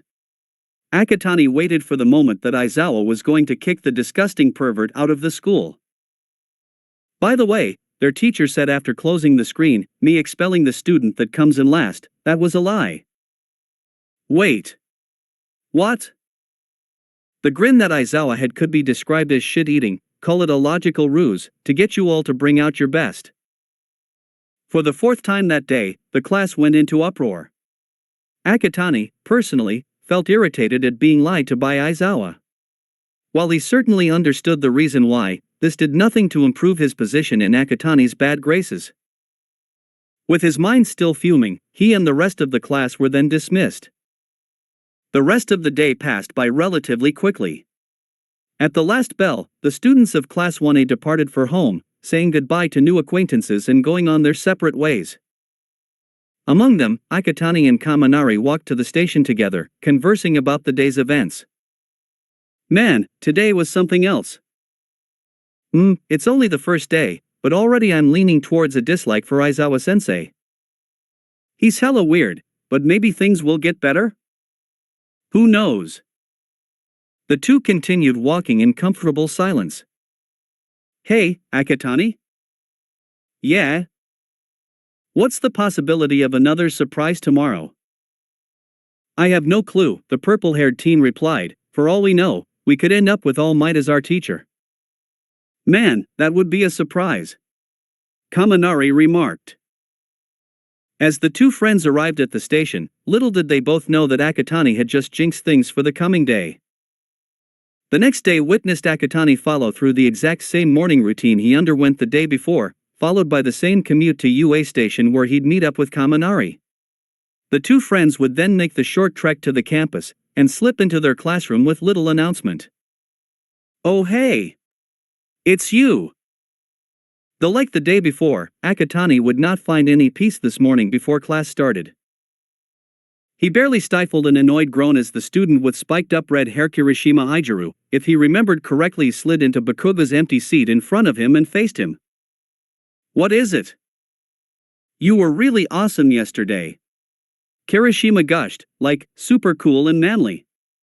"I didn't know electricity could be so powerful." "Well, now you know," Akatani replied coolly. "Now what is that you want? Other than being an absolute annoyance?" Kirishima reeled back. "Geez dude, what's with the cold shoulder? We already have one Ice King with Todoroki in this class." "Nah, it's cool," Kaminari butted in. "You'll have to excuse my bro here. He is another Ice King that threatens to freeze us over, like Todoroki. I'm still trying to thaw his frozen heart to prevent such a fate." "Well, you want to get an extra hand in that?" Kirishima offered cheekily. "I'm sure that beneath those layers of ice is a fellow bro screaming to get out and show off his manliness." Kaminari laughed, as Akatani facepalmed and released that groan that he had been stifling. While he had no qualms against Kaminari making jokes at his expense, he was still annoyed that Kurashima was trying to barge into his social sphere uninvited and unannounced. Damn it, when are people going to understand that he was supposed to be the one to decide who should be let in and who should be kept out? Oi! Shitty hair! Get the fuck out of my seat! And here comes the resident angry child. While Kirishima's unwarranted presence was annoying, the redhead did not deserve to be subjected to such verbal abuse, thought Akatani. And so, the irritated Ice King turned his ire on the temperamental blonde. That's rich, coming from the guy who looks like he doesn't know the existence of conditioner. Silence followed, interrupted by a snicker somewhere in the class. He's not wrong though. Morning classes went by without any major surprises. After homeroom, where Aizawa stopped Bakugo from exploding Akatani's head off in his rage, the class had English lessons with present Mike, followed by modern literature with Cementos.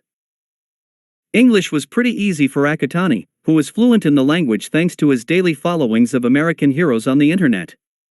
Modern literature was a bit more of bore, but it wasn't too difficult, on the plus side. Lunch came after. Akatani and Kaminari bagged a table for themselves and tucked into the food prepared by pro hero and chef, Lunch Rush.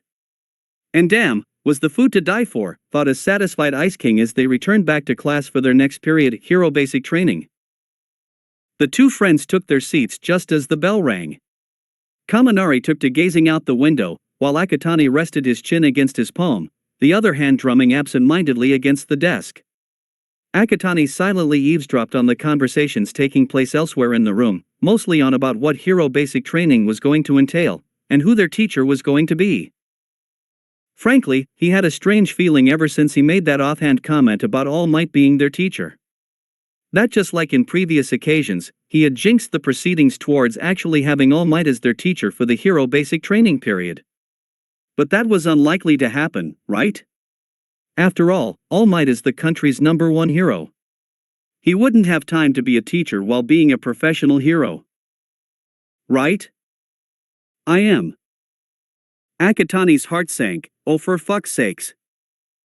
There leaning through the doorway in his buff, muscled glory, was All Might, dressed in his hero suit from the Silver Age. Coming through the door like a regular person. Akatani bashed his forehead against his desk, his groans overshadowed by the excited ramblings of his classmates. Holy shit! It's All Might! He's our teacher? That's insane! The symbol of peace strode up to the teacher's podium, turning to address the class. In Hero Basic Training, you will learn the fundamental basics of being a hero through a series of trials. So for today, we will be holding.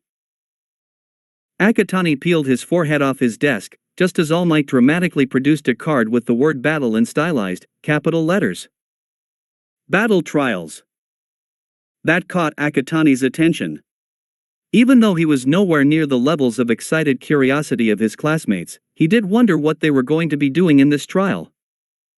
Also, All Might continued, you will be needing these.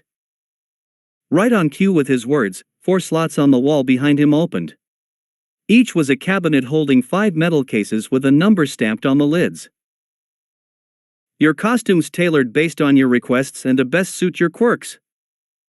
Ah, so that's why that wanted us to send in the designs, Akatani mused as the excitement in the class rose. The battle trial will be held at Ground Beta, All Might instructed, go and get changed, everyone, and I'll see you there. Man! All Might is our teacher. Kirishima gushed, isn't that something? The excitement carried on into the changing rooms. Akatani, as per usual, exempted himself from the chatter. Opening the metal case bearing his number, he did a visual check to make sure everything he had requested was included. Akatani nodded to himself. Everything was in order. Hey my dude, you okay there? Akatani turned to face Kaminari. I heard your forehead hit the desk, the blonde remarked, it still looks kinda red. A small price to pay for making my sentiments clear, Akatani replied dryly as he loosened his tie and slipped it off. As he unbuttoned his shirt and pulled it off, someone behind him whistled. "Damn man, you're ripped. Do you live in a gym and consume nothing but protein shakes?" Akatani didn't know if Kirishima was being serious or if he was joking. No, just simple, hard work of lugging garbage off a polluted beach, regular gym sessions and martial arts sparring. Silence fell upon the room. The other male students who had been otherwise ignoring the conversation were now staring at Akatani, Bakugo included. Kirishima gaped, "Dude, that is just so fucking manly." Akatani deadpanned, "When you put it that way, most of us are manly in some way." He pointedly turned to Mineta, "Except for this bastard. Nothing more than a lecherous pervert." Turning away from the mortified grapehead, he faced Bakugo, "And this piece of shit. Rotten sewage wrapped in a six-pack. An unfortunate combination." Bakugo lunged at him, palms bursting with explosions. "What did you just call me, you goddamn prick? I'll fucking end your sorry arse." Akatani merely turned away, as intervention came from Kirishima and Ida, the latter screeching about the explosive blonde's foul language and violent reaction, while making those hand gestures of his. He ignored Ida when he turned his rebuke towards him in favor of slipping off his pants and folding it alongside the rest of his uniform. Meanwhile, Kaminari discreetly stole looks at Akatani's muscled form, a faint blush dusting his cheeks. His heartbeat quickened as he eyed his friend's abs that rippled with every movement he made. Fuck, he's hot. Kaminari's unfortunate situation wasn't helped by the next sight his eyes were presented. Akatani's hero costume was eye-catching to say the least. Comprised of a black crop top that hugged his chest like a second skin, an equally skin-tight pair of black leather pants secured by a leather belt with a fierce-looking steel buckle, smaller belts strapped around his arms and upper thighs, a black mask that covered his entire face down to his neck, save for his eyes and hair, a pair of black-tinted goggles, a pair of black leather gloves with tips made from a material akin to steel wool, and steel-toed black combat boots. The costume accentuated his muscles and made Akatani incredibly badass. Poor Kaminari suffered the entire walk to ground beta, his blush threatening to become permanent and his heart on the verge of exploding. It was only when he could distract himself with All Might's instructions was he able to rein in his out-of-control hormones. The battle trials will see you all split into two groups, heroes and villains, and pitted against each other in 2 versus 2 fights that will take place in indoor settings. Unlike the entrance exams, there are no robots for you to attack. Then came a barrage of questions from the class. How will the wins and losses be decided?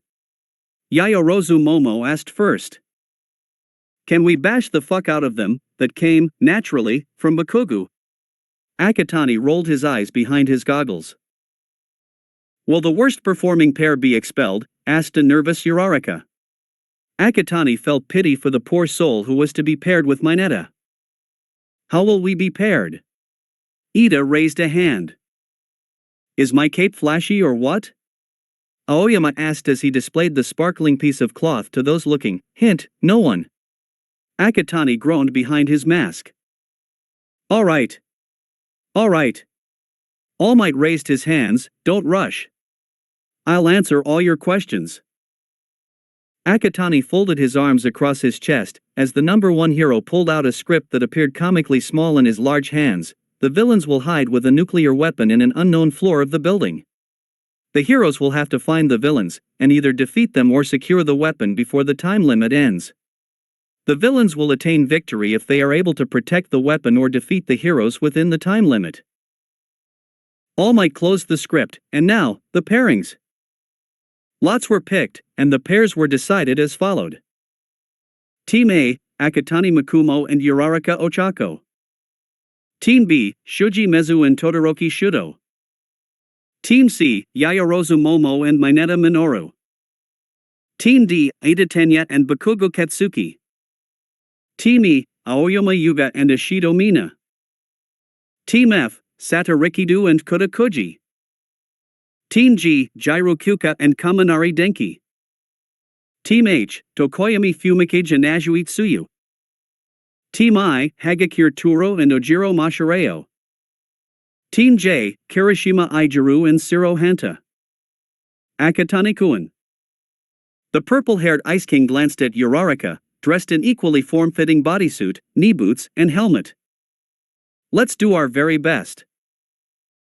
Akatani nodded curtly, turning back to watch All Might rifle through 2 boxes with the words heroes and villains on them. He was slightly disappointed that he wasn't paired up with Kaminari, but it wasn't something worth grumbling over. Especially since finding out who he was fighting against was more important. The first teams to battle are. All Might pulled out 2 balls, one black and the other white, with the letters D and A printed respectively on them. Akatani's heart sank. Oh, for fuck's sake. Team D and A. Team A will be the heroes, and Team D the villains. Fuck my life. The villain team were allowed to enter the building where the battle was to take place first. The hero team were given 5 minutes to come up with a strategy before the test officially started, and they were to head inside themselves. Off to the side with Uraraka, Akatani could feel Bakugo blaring murderously at him as he and Ida stepped inside. If his hearing wasn't wrong, he could have sworn he heard the explosive blonde growling as he went. In typical fashion, Akatani ignored it. When we infiltrate the building, we need to be careful for Bakugo. Why specifically him? Asked Uraraka. Call it intuition, Akatani explained, but judging from his personality, Bakugo will not work with Ida on trying to secure the weapon from us. He is the lone wolf sort of person, thinking that working with others is a sign of weakness. He will instead try to attack us by himself. The truth was far from mere intuition, but the purple-haired teen saw no reason to tell Uraraka that. Okay, she nodded, but how do we counteract his explosions? Leave him with me, Akatani replied. What we both need to do is create distractions. Against Ida-kun in my case? Yes, he nodded. Judging from his personality and mannerisms, Ida is focus-minded and task-driven. His main goal in this test is to protect the weapon at all costs. It is likely he will be impervious to anything else. When Bakugo uses his explosions, you can use your quirk to use any pieces of rubble to keep Ida busy. Wow, you're really analytical about this, Uraraka remarked. Some people say brawn is a good way to win a fight, Akatani said, goggles glinting dangerously, but add in brains, and you become deadly. Uraraka nodded, feeling both empowered and slightly uneasy by her teammates' words. All Might's voice crackled in the microphones they wore in their ear. Your time starts now, hero team. Good luck. Uraraka turned to Akatani. Let's do this. The purple-haired teen grunted in assent. Infiltrating the building had been easy enough. But now came the harder part of being on the lookout for a certain explosive blonde as the pair traversed the empty hallways. The hallways provided plenty of blind spots and corners for Bakugo to launch a surprise attack on them. They had to be vigilant, on guard for the slightest sound or indication that their enemy was near.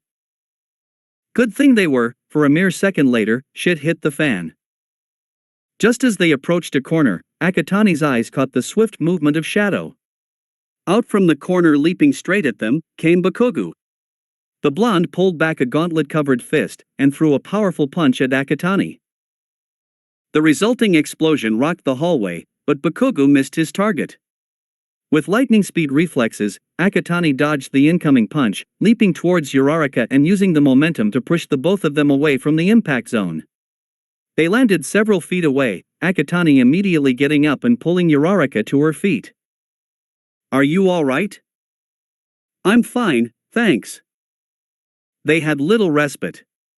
The suspended dust cloud dissipated, revealing Bakugo, ready to attack. TCH, you shouldn't have dodged, the blonde clicked his tongue. That's kinda the expected reaction to danger, Akatani countered coolly, but then again, since you don't have the basic decency of a human being, I'm not surprised you don't know how things work. Meanwhile, the rest of the class and All Might were in an observation room watching the action go down across several camera feeds on a giant screen. A surprise attack so soon? Kirishima exclaimed, that's cheating. So not manly. A surprise attack is also a strategic move too, All Might corrected. In a battle, a surprise attack can determine victory or defeat. Akatani dodged the blast. Ashido Mina cheered. Nice roast there, man, Kaminari grinned. Ah, Bakugo is making his move, Azui Tsuyu remarked. Bakugo charged at Akatani, gauntlet raised.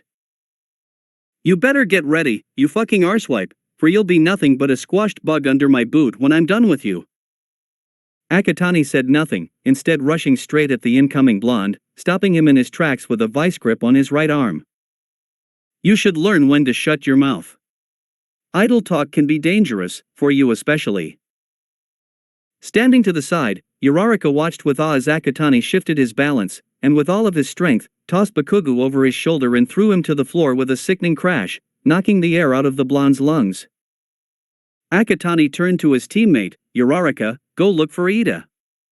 And take as much debris as you can with you. Will you be alright? I will be. Now go. The brunette nodded, taking off towards the hole in the wall created by Bakugo's earlier surprise attack. She touched the medium and large pieces of concrete littered around the spot, the debris losing their gravitational pull and rising upwards. Uraraka then clenched her fists, creating a center of gravity within herself, pulling the debris into orbit around her. She hurried off down the hallway, the pieces of concrete following her as she went. Oh hell no bitch! Bakugo screeched, you're not getting away. The blonde was unable to chase after Uraraka as he was thrown against a wall by a swinging kick to the side from Akatani. Focus, or this fight might end in your defeat, the masked teen taunted. Bakugo growled like a feral animal, peeling himself off the wall and charging straight at Akatani with palms exploding. Uraraka managed to traverse through the remaining floors, taking breaks in between to settle her stomach from erupting into serious nausea. She finally reached the top floor, where after several minutes of checking through hallways and empty rooms, she came to one that appeared different from the others. Namely, Ida and the weapon. He appeared to be talking to himself, though what he was saying was inaudible to Uraraka's ears. Yet at the same time, this was good. It meant that Ida was distracted, and hadn't yet noticed she was there. Uraraka slipped away from the doorway, lining herself against the wall. She now needed to think, plan how she was going to pull this off.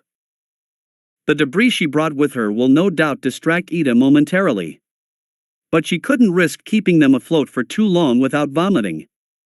And Ida had his engines. His speed would definitely turn the tables on her and leave her open to his continuous attacks. She wouldn't be able to hold herself against him for long. She needed another move of attack, one that would leave Ida vulnerable. Then, it hit her. Could she use her quirk on Ida himself? Uraraka hesitated. She had never attempted to cancel someone else's gravitational pull before. She had only ever tried it on herself, and while that experience had been a surreal one when she first attempted it, her nausea that day was arguably the worst she ever had. Who knows how bad the blowback would be should she try to make Ida float? She peeked through the doorway again. She'll get to that bridge eventually, but first, she needed to get Ida's attention. Which, ironically, he did it for her. Tremble before me. For I am the feared embodiment of evil. Wahahahaha. Ida's laughter was immediately mixed with Uraraka's, as she lost her composure at the doorway. Ida immediately whirled on his feet towards her. Oh God, Ida-kun. You are such a dork, the brunette laughed whilst clutching her stomach. The robotic teen flinched at the label, before readying himself, you dare belittle my villainous name. You shall pay the price for your folly. Ida's engines burst to life, and he charged straight towards the brunette. Her laughter ceasing immediately, Uraraka floated the debris into place. Well, have a taste of concrete before that. She pushed out her arms. The pieces of concrete swung outwards. She then released her gravitational hold on the debris, the continuing momentum allowing the pieces to shoot forward towards Ida. Realizing he has projectiles coming straight at him, Ida braked hard and dodged the flying concrete, giving Uraraka the window to dash into the room. She leapt over Ida, her fingers touching the airborne debris, pulling them back into her gravitational hold.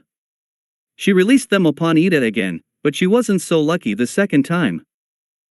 Enough! Ida swung out his arms, knocking the pieces away. He then dashed for Uraraka, fist pulled back for a punch. The brunette squeaked, quickly touching her arm.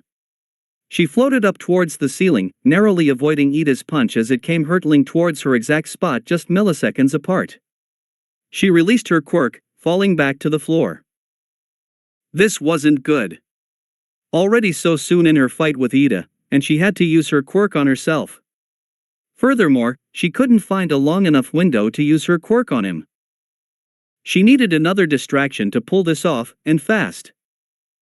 Several floors below, Bakugo and Akatani were still battling it out in hallway. Bakugo had gone all out on the offensive, forcing Akatani to adopt a defensive position, taking hits while getting his own occasional hit in when the explosive blonde was unable to see it coming. All the while not using his quirk. Something that Bakugo picked up on.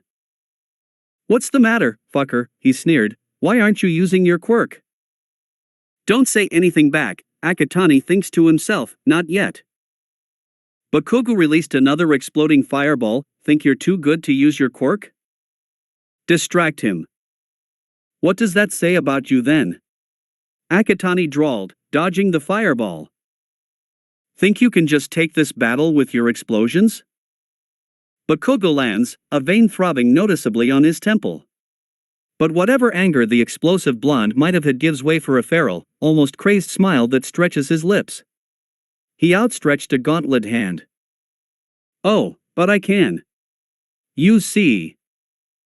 Akatani stays silent, but ever ready for what Bakugo was going to say. "My quirk, explosion, allows me to sweat a substance akin to nitroglycerin on my palms and make it explode." Bakugo pulled a tab, and a grenade pin appeared. Akatani remained silent. "Continue talking." "If the support department made it as I requested," Bakugo chuckled darkly, "then my gauntlets will store the nitroglycerin within them, which makes for an even bigger explosion." "Got him." Akatani's goggles glinted. "I agree, but Bakugo, tell me."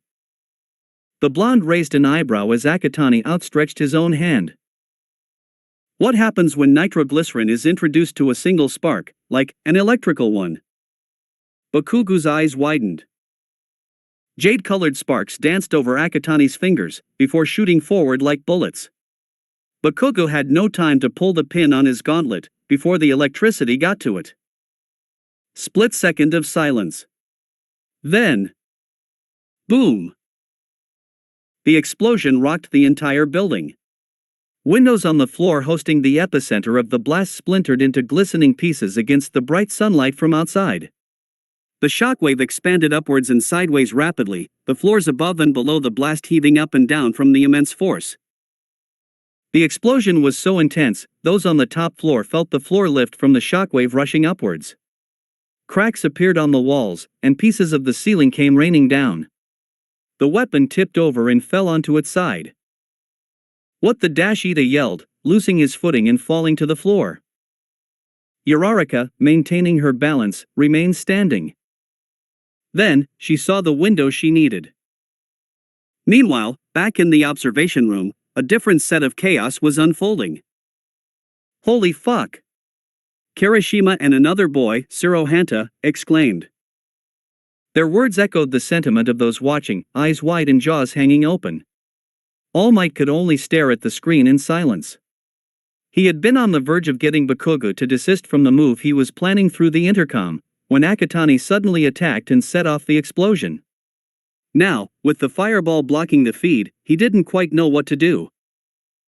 Kaminari was taken aback by the extent of the explosion, captured entirely in high definition on the screen. He was, naturally, concerned for Akatani when fire erupted and obscured the feed, blocking the fate of both students in the hallway. The feed on Ida and Uraraka remained clear, broadcasting their reactions to the explosion. Then, movement on both feeds caught his attention. The shockwave might have dissipated, but the carnage it left behind remained. The floor was an absolute wreck. Large cracks and holes graced the walls, floor, and ceiling. Fires of various sizes burned freely, and debris littered the floor. Scorch marks were everywhere. But Akatani was unharmed, thanks in part to the dome of electrical energy that protected him from the worst of the fireball and the shockwave. The same could not be said for Bakugo, who looked a lot worse for the wear after being thrown backwards from the epicenter. The blonde was barely standing, his hair and parts of his skin scorched from the intense heat of the fireball. Scratches and scrapes littered the skin that wasn't burnt. He appeared to be in a daze, ears ringing from the loud burst of sound echoed by the enclosed surroundings. It was the perfect moment for attack, and Akatani took it. The purple-haired teen leapt forwards, his pulled-back foot springing forth and connecting straight into Bakugo's stomach. The air knocked from his lungs, the dazed blonde could do nothing as he was tossed to the floor. Akatani was on him in an instant, raining blows one after another on his face. Bakugo weakly tried to fight back with his hands, one gauntlet remaining. But Akatani kicked the gauntlet down the hallway, and stamped hard on both hands. The blonde could only groan in agony, as Akatani pulled back a hand, crackling with electricity. His goggles flickered dangerously from the fires burning around them, accompanied by the ominous glow of his jade-colored irises bursting through the tinted lenses. Hasta la vista, motherfucker. The crackling hand slammed onto Bakugo's chest, the hallway lit up, and the blonde blacked out. Meanwhile, several floors above, Uraraka was also making her move. Taking advantage of Ida's vulnerable position on the floor, she rushed for him, her fingers touching the chest piece of his armor. Before he knew what was happening, he was already floating upwards. He flailed wildly, even as he hit the ceiling. No! Uraraka wasted no further time, not when she felt her stomach on the brink of exploding or the bile rising up her throat. She dashed for the fallen weapon, putting her fingers together. Release! Her quirk cancelled, Ida fell to the floor with a loud crash, just as she slammed her palms against the surface of the weapon. Weapon captured. Uraraka shouted into her microphone. Floors below her, Akatani slowly rose from his position over an unconscious Bakugo, his glowing irises fading back into the black tint of his goggles. Back in the observation room, it was dead silent. The rest of Class 1A were staring at the screens utterly stupefied, trying to process what they had just witnessed unfold. Kaminari looked on with pride, delighted at the way his friend took down Bakugo. Ajui was the first to speak. Well, that was certainly something, Karo. All Might, he appeared, booted back from his own stupor, slowly brings the microphone to his still upturned mouth. Hero Team wins. Hearing All Might declare him and Uraraka the winners, Akatani slowly released a breath. He took a step away from Bakugo's unconscious form, but stopped. He glanced down at the lifeless body of his childhood bully, all beaten up and bloody. He wondered to himself, is this what it's like to have the roles reversed? He certainly felt delight that he had beaten Bakugo to a pulp. He certainly felt relief that years of bullying and abuse has finally been repaid. And he was certainly proud with himself that the hard work he had put himself through has paid off. So no, this was not the roles being reversed, because the circumstances were different. Bakugo was the aggressor, he was the victim. He was just rising up with strength and taking his aggressor down. Yet at the same time, Akatani felt unsatisfied. And for this, he didn't need to wonder why. Bakugo is a representation of just how fucked up society is, how the evil rise and are praised, while the good suffer and are scorned. But Akatani knows he can never completely eradicate bastards like Bakugo. It's just not possible, for the world is imperfect. But if he can ensure just one more person like Midoriya Izuku is able to live their lives happy and go one fewer day being subjected to the cruelty of society, he will be their hero, and the judge of those like Bakugo. And speaking of Bakugo, Akatani couldn't stand staring at him for another second. The purple-haired teen disdainfully cleared his throat, and spat at his tormentor's lifeless form, the spittle landing squarely on the cheek. Deed done, Akatani turned away from Bakugo, and walked down the burning hallway for the exit, where most likely, Uraraka, Ida, Kaminari, All Might and the rest of the class were waiting for him. That's it for today. Remember to show your support to the creator of this story if you enjoyed it. If you would like more parts of the story to be uploaded, leave a comment and subscribe to get notified when the story continues. Bye-bye for now, and I hope that you all have a wonderful rest of your day.